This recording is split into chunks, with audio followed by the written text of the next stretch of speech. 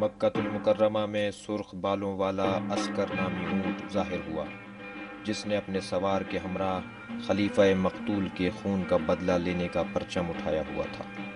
ادھر ایک جانب طلحہ اور دوسری جانب آل امیہ، جن سے ان کی ریاستیں چھین لی گئی تھیں، اپنا لوٹا ہوا خزانہ اونٹوں پر لاد کر مکے کی جانب روانہ ہوئے۔ معاویہ نے اس مارکے کی آگ کو خوب ہوا دی اور طلحہ و زبیر کو لکھا کہ اگر علی کو ہٹا دو تو تمہاری بیعت خود میں اور میرے شامی کریں گے۔ بی بی ام سلمہ نے، جو رسول اکرم کی ازواج میں سے تھیں، بہت چاہا کہ اپنی سوکن عائشہ کو سمجھائیں اور انہیں اس اقدام سے باز رکھیں، لیکن کامیاب نہ ہوئیں۔ دو متضاد گروہ بغض علی کی بنیاد پر اس اونٹ کے گرد جمع ہو گئے اور بہت دیر صلاح و مشورے کے بعد بصرے کی جانب روانہ ہوئے تاکہ عراق کو اپنے اعتماد میں لیں، اور اس طرح عسکر، جو وہی اونٹ تھا جسے جمل کہتے ہیں، بصرے کی جانب روانہ ہوا۔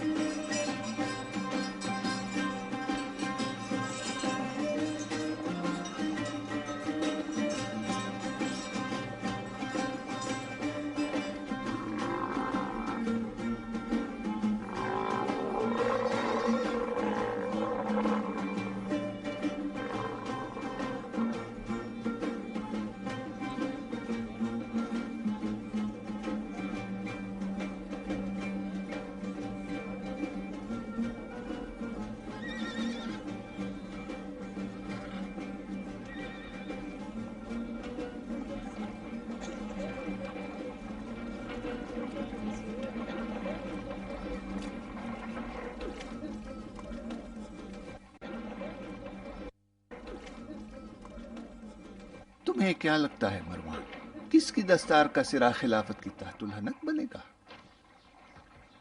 مجھے یقین ہے کہ آل امیہ سے نہیں ہے۔ وہ جانتا ہے۔ عبداللہ،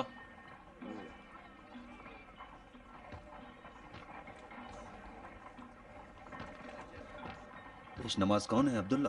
سیف الاسلام زبیر۔ مطمئن ہو؟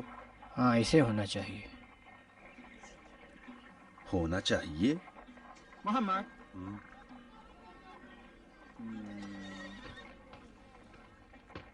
پیش نماز کون ہے؟ ظاہراً طلحہ ہی ہوں گے۔ بشرط کہ سیف الاسلام زبیر نماز نہ پڑھائے۔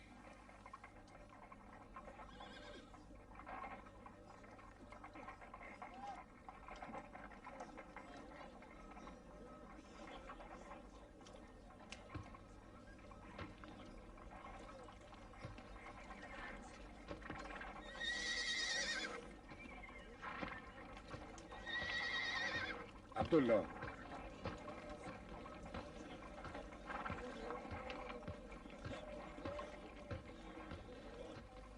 آپ امامت کریں گے یا طلحہ؟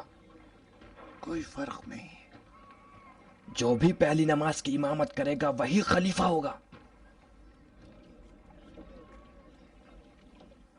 نماز کے مصلی پر آپ بیٹھیں گے، نہ کہ طلحہ۔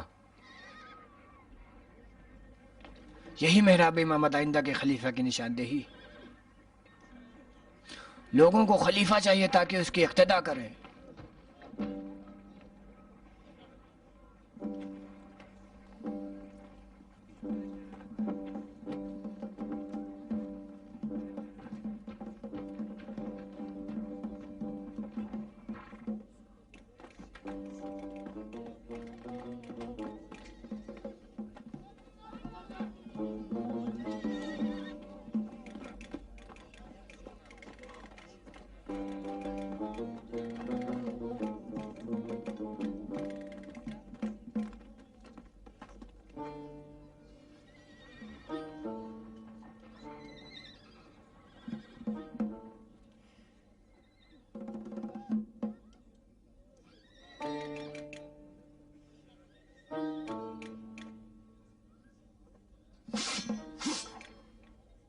ٹھہرو،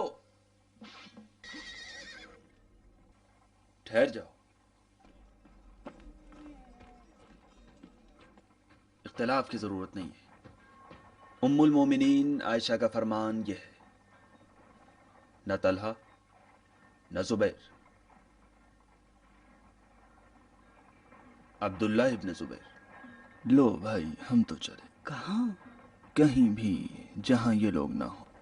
ام المومنین عائشہ کے ساتھ بیعت شکنی کر رہے ہو تم؟ کیسی بیعت؟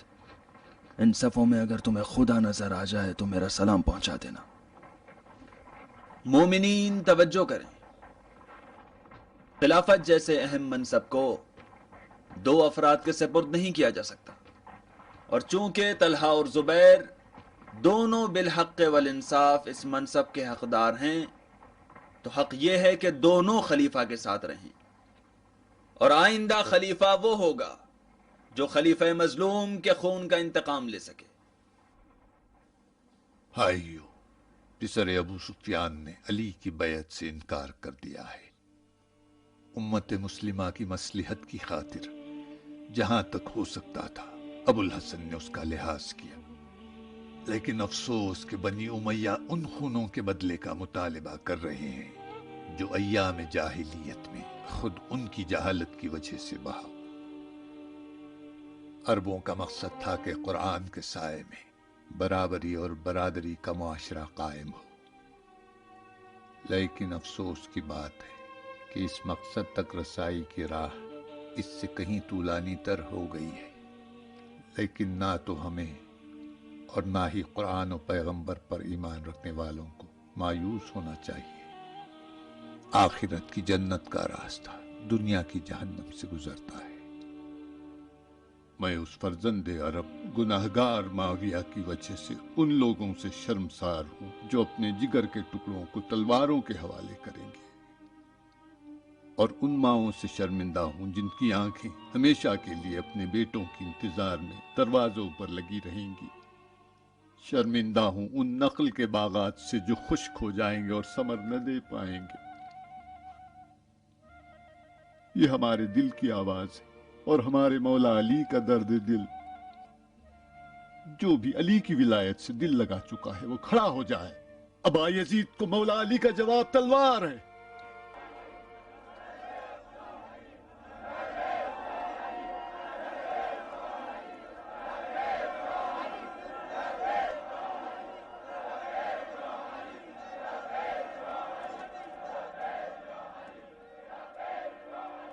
اور وہ گروہ جو سرخ بال جمل کے ہمراہ عازم بصرہ ہیں، یہ جماعت مقام رسالت سے اتصال رکھتے ہیں، جن میں صحابی رسول اور پیغمبر کے گھر والے ہیں.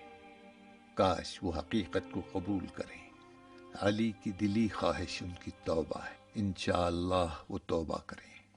ان تنصر اللہ ینصرکم ویثبت اقدامکم. مدینے کے لشکر کی سربراہی مالک اشتر نقی کریں گے. میں مدینے کا رہنے والا نہیں، وہاں کسی کو نہیں جانتا. ضرور کوئی نہ کوئی مصلحت ہوگی مالک. ابن ابا بکر، کوفہ جا کر لوگوں کو جہاد کی دعوت دو.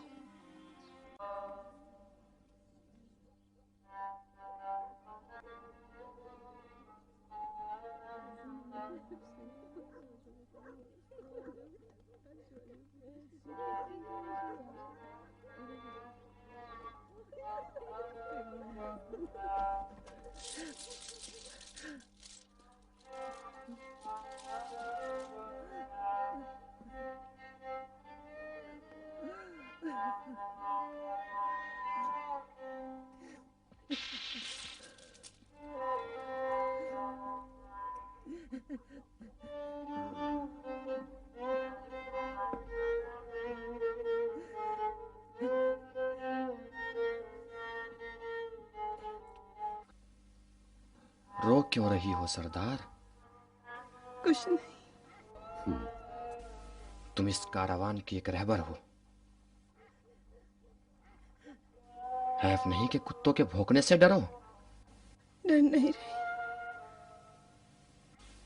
تو کیا کوئی اونٹ مر گیا ہے؟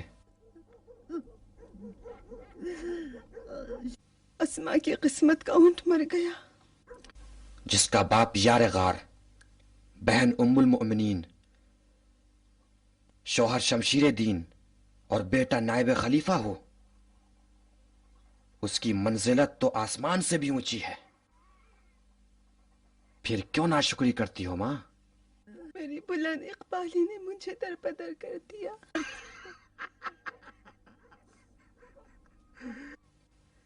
ہنسنے کی بات نہیں ہے سیف الاسلام کی اولاد.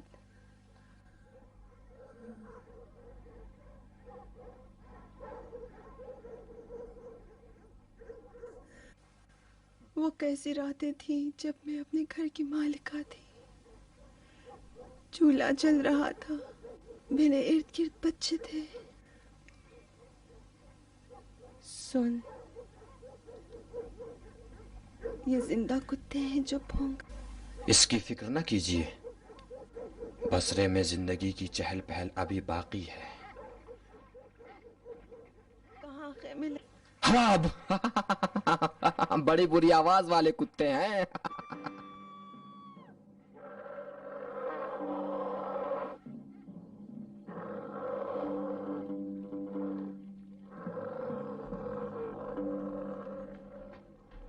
کیا ہو گیا؟ کیا خبر ہے؟ ام المؤمنین کی چیخ تھی. ام المؤمنین پریشان ہیں. کیوں؟ انہوں نے پوچھا تھا یہ کون سی جگہ ہے، یہاں کیسی بری آواز والے کتے ہیں. میں نے کہا حواب. یہ سنتے ہی چیخ مار کر گریبان چاک کر دیا ہے، ارادہ بدل دیا ہے، لوٹ جانا چاہتی ہیں. اے نادان لڑکے، یہ حواب نہیں ہے. میں نے خود بددعا سے پوچھا ہے. کیوں نہیں سمجھتے؟ یہ حواب نہیں ہے. تو پھر کیا ہے؟ کچھ بھی ہو، یہ حواب نہیں ہے. رہنے دو. تم نہیں جانتے عبداللہ، پیغمبر نے حواب کے بارے میں حدیث فرمائی ہے. ایک دن تمہاری خالہ سے کہا، عائشہ ایسا نہ ہو کہ حواب کے کتے تم پر بھونکنے لگے. آج کی رات وہی رات ہے. اچھا، جب تمہیں اس حدیث کا علم تھا تو کیوں یہاں پڑاؤ ڈالنے کی اجازت دی؟ کچھ ایسی احادیث ہیں جو تجربے کے بعد ہی سمجھ میں آتی ہیں. تم جاؤ جاؤ، انہیں تسلی دو بیٹا، جاؤ.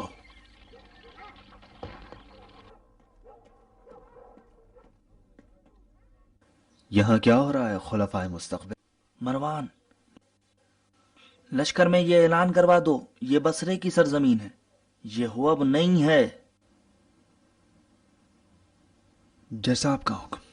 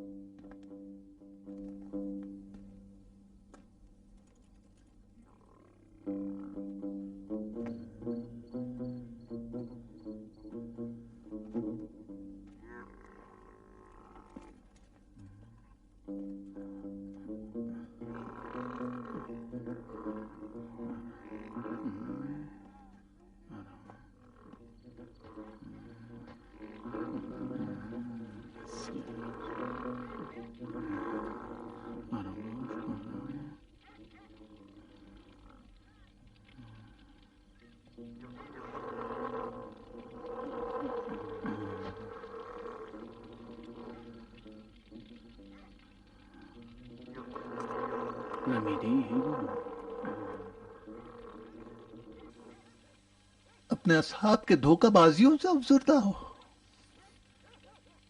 تیرے بوڑھے اصحاب کو تیری جان سے زیادہ تیرے بال پسند ہیں. یہ ناکام خلفاء چاہتے ہیں کہ ریاست کا جبہ تیرے بال سے بنا ہوا پہنے.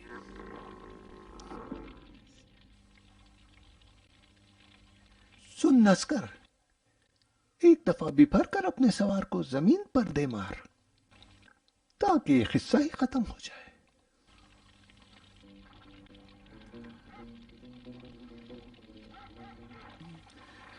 اس لشکر میں میرا اور تیرا درد کوئی نہیں جانتا.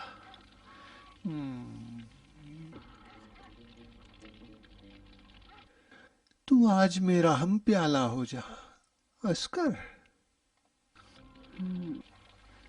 تنہائی میرے بدن میں زہر گھول رہی ہے. آجا مل کے پیتے ہیں.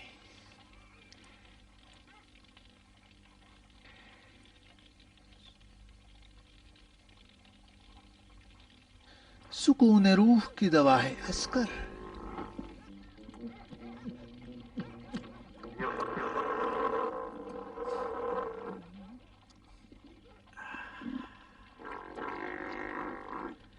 سکون روح کی دوا ہے.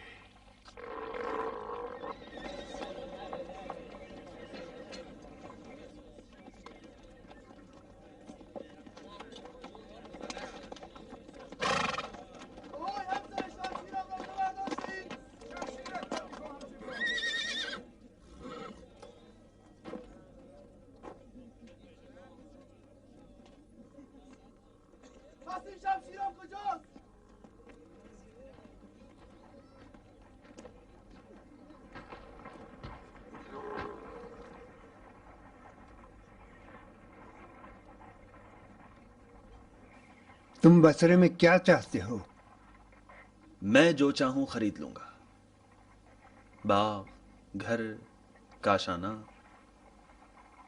لیکن ام المومنین کا نہیں معلوم. وہ کہاں ہیں؟ اپنے خیمے میں.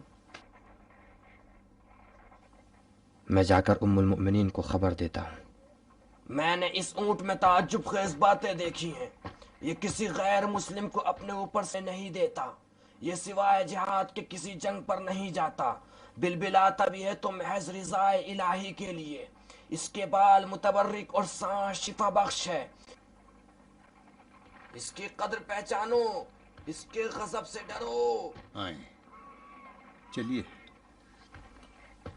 اس کی بیعت نہ توڑنا ورنہ سخت عذاب میں مبتلا ہو جاؤ گے. جس کے پاس اس کا ایک بال بھی ہوگا وہ ہمیشہ ہمیشہ نظر بد سے محفوظ رہے گا.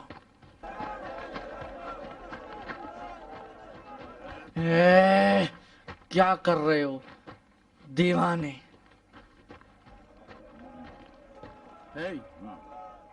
یہ اونٹ کی مینگنی کیا کرو گے؟ اود کے بجائے ہم اس کو جلائیں گے. لو تم بھی سونگو. واقعاً خوشبو ہے. مشک کی بو دیتی ہے.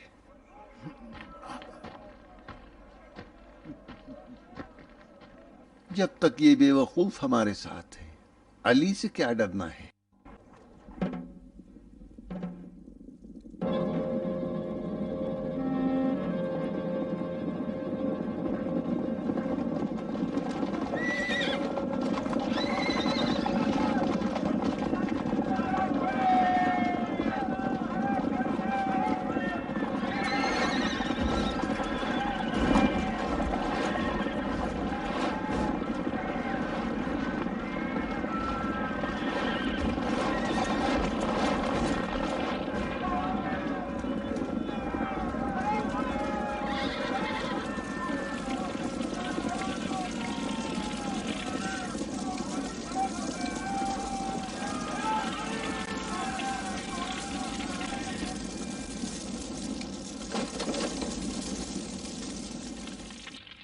ہمارے ہاتھ کٹ جانے کے بعد جہاد کی اجازت لوگے؟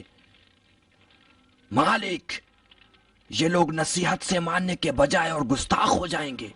علی جہاد کی اجازت کیوں نہیں دیتے؟ جہاد کس کے مقابلے میں اشیس؟ اگر جمل کا انجام فقط جنگ ہے تو یہ اصحاب محمد کے لیے بدترین جنگ ہوگی. تلوار سے ہٹ کر بھی تو کچھ سوچو. پیغمبر اسلام اور ان کے داماد علی اور عائشہ کے درمیان جنگ ہوگی.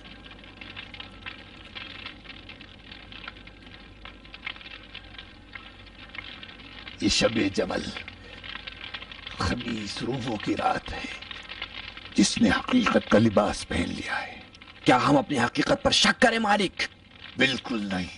بلکہ ان رنگ برنگ القاب پر شک کرو جنہیں سینکڑوں اونٹوں پر بصرے تک لایا گیا ہے۔ یہ نیاب الجمل ایک ایسی جہالت کی پیداوار ہے کہ جنہوں نے اونٹ سے کینہ پروری کا خدا بنا لیا ہے، جو نہ بھائی کو پہچانتا ہے نہ بہن کو۔ بیٹے کے ہاتھ تلوار دے دی ہے کہ باپ کو قتل کرے۔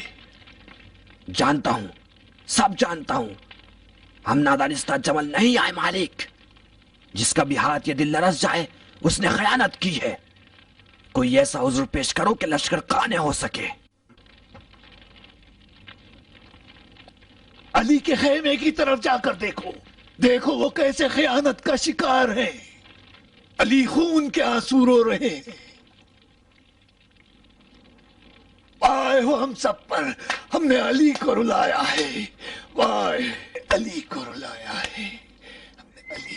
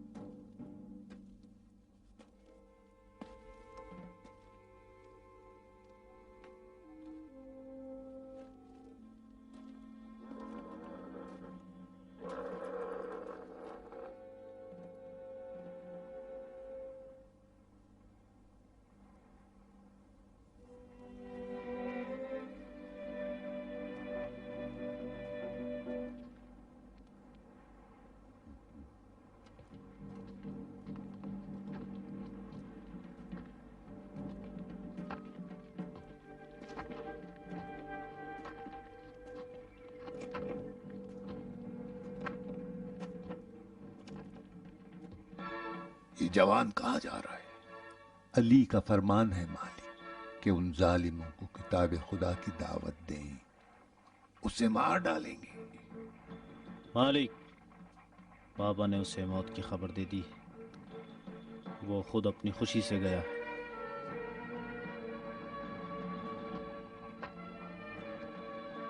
ایوہ الناس، علی تمہیں کتاب خدا اور سنت رسول خدا کی طرف دعوت دیتے ہیں۔ ہم سب آپس میں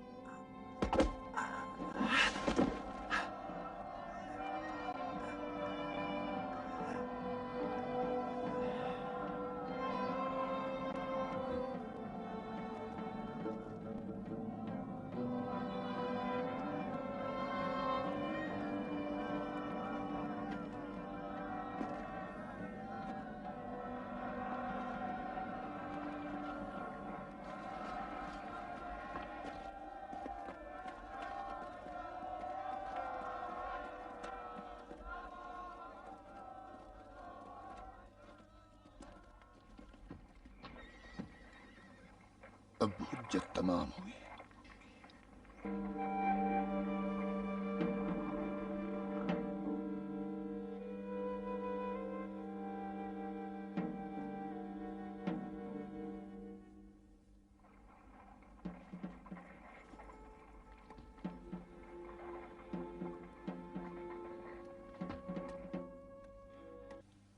خدا کا شکر ہمیں جہاد نصیب ہوا۔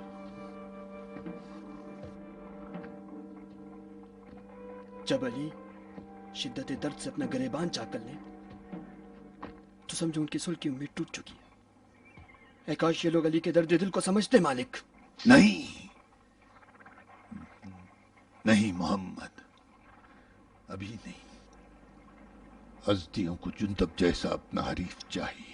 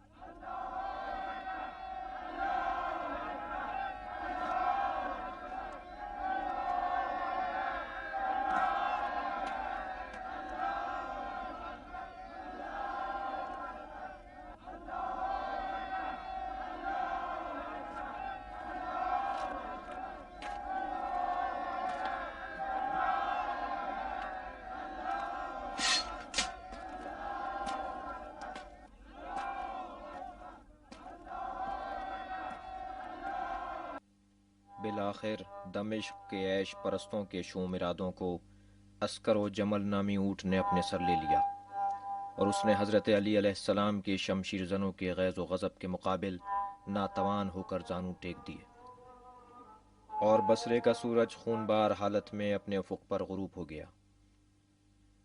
اس طرح جمل کی بھیانک جنگ اپنے اختتام کو پہنچی. امام نے خون جگر کے ساتھ طلحہ کے جنازے پر گریہ کیا، اور زبیر پر بھی روئے جنہیں بیابان میں کسی عرب نے قتل کر دیا تھا.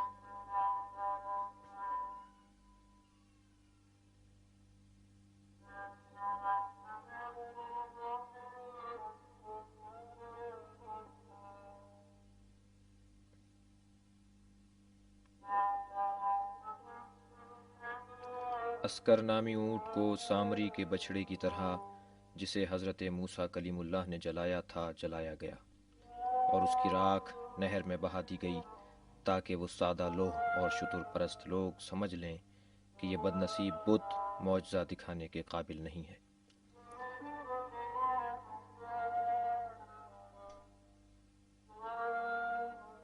عثمان کے کرتے کا شور شرابہ بظاہر حضرت علی کی کامیابی پر تمام ہوا، لیکن امام کے چہرے انور پر کامیابی کی معمولی سی خوشی بھی ظاہر نہ ہوئی، گویا خود امام کی نگاہوں کی طرح کوئی نگاہ ہوتی جو اس منحوس صحرا میں جنازوں کے درمیان گھومتی اور امام علی علیہ السلام کے دل کے ٹکڑے بکھرے ہوئے دیکھتی. ام المومنین عائشہ 40 خواتین سواروں کے ہمراہ جو مردوں کے حلیے میں تھے مدینہ بھیج دی گئیں. امام نے ابن عباس کو والی بصرہ مقرر کیا، اور خود اس کے باوجود کہ مدینہ میں آپ کے عزیز ترین افراد کی قبریں تھیں کوفے کی جانب ہجرت فرمائی، اور شہر کوفہ کو اپنی نئی حکومت کا دارالحکومت قرار دیا کہ شاید آپ کے مؤذن کی آواز اذان معاویہ کی عشرت آمیز سلطنت کے شور شرابے سے گزر کر اس کے کانوں تک پہنچ جائے.